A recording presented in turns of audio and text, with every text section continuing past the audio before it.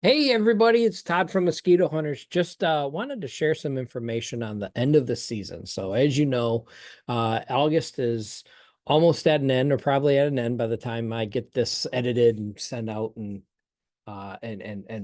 sent to everybody, right? But end of the season is definitely upon us, right? So first of all, thank you so much for another phenomenal season. We grew again, more than we had expected. We grew in both sizes or the amount of clients that we have, but also in the amount of services that we were able to offer or are able to offer. And we're gonna be growing even more. And it's all because of you. So thank you so much for that. The end of the season, like I said, is here. A lot of questions come around. Hey, when should we stop mosquito treatments and tick treatments? And that's, we love that's all up to you and what you want. We are always a subscription service, right?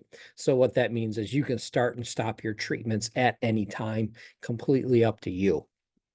We will officially end all treatments. It's usually around that mid-October time for mosquitoes. And that's when the temperatures get to about 55 degrees on average, both day and night. That temperature. It is kind of that magic number, because that's when mosquitoes, they stop breeding, they stop they stop their larva or their egg production, and laying, and they go into what's called diapause. Diapause is a fancy word for hibernation within insect communities. That's when they stop eating the larvicide. That's when they go into their dormant stage, and that's where they stay for the rest of the winter. Ideally, we can get to the point in the season to where we treat right up to that last treatment, or excuse me, that last time when the larvae will actually eat the larvicide and die before they go into diapause. Um, and the reason for that, or why we want to go that far, is so that we have an easier time in the springtime once they do emerge. We'll also have less likely reoccurrence, if we do have that, 2 week period, in November or December when it gets to, above 55 degrees. And we see that emergence all of a sudden. That's because that larvae, that they woke, they went into their pupa stage and then adult stage, and then they got really hungry and decided to eat and take blood meals again, right? So that's what these last few treatments are going to be doing. Plus, if it does stay warm like it did last year into October, we'll still see mosquitoes out and biting. You may still want to use your yard and so on.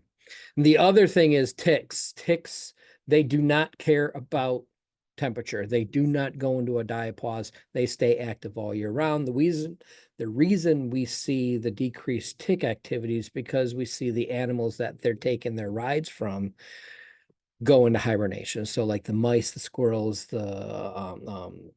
any type of rodent, they basically they calm down, they go down into hibernation. So we see a lot less of those of ticks.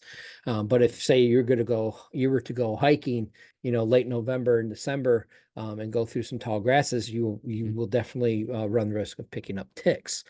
So that's why we try and extend that to usually that first November, right? Now, if you're doing that in conjunction with your mosquito control, they'll end right at the same time. If you do want an extra tick treatment, just give us a call, shoot us a text. We can always come out and do that on an as need basis. But for the most part, we end those treatments at that time as well. Again, you can always dictate everything, but it definitely is the formula that's proven the most effective, especially come springtime. When you do want to get that control right away, we're not fighting the larvae that's waking up and coming out of their diapause, come April, mid-April. Anyways, if you have any questions about it, as always, feel free to give us a call, shoot us a text, and we can answer any questions you need. Thank you so much.